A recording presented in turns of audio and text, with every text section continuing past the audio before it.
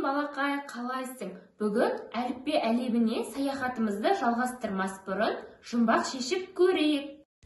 Жұмбақ, дүниеде бар екен жалғыз көзді, киімін үйіп тастап күдер үзді.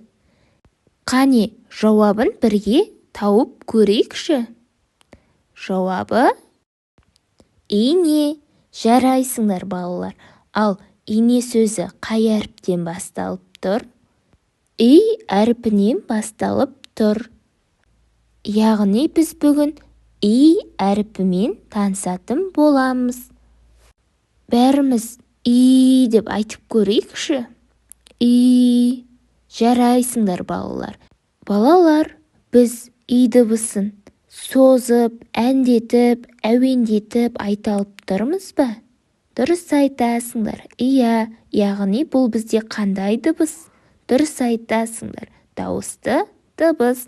Ал біз дауысты дыбысты қандай текшемен белгілейтін едік? Қызыл текшемен. Жарайсыңдар балалар.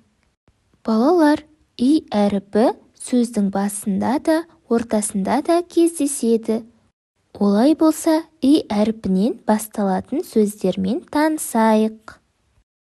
И әріпі. И әріпі. Ине. Ине. Инелік. Инелік. Ителгі. Ителгі. Ит. Ит. Иіс. Иіс. Итмұрын. Итмұрын. Итбалық. Итбалық.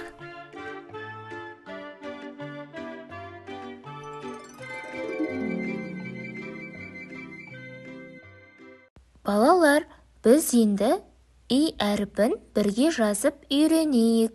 Бас әріпін жазу үшін оңға және солға иілген қармақша. Және оңға қарай иілген қармақша. Кіші әріпін бірге жазайық. Оңға иілген қармақша, оңға иілген қармақша.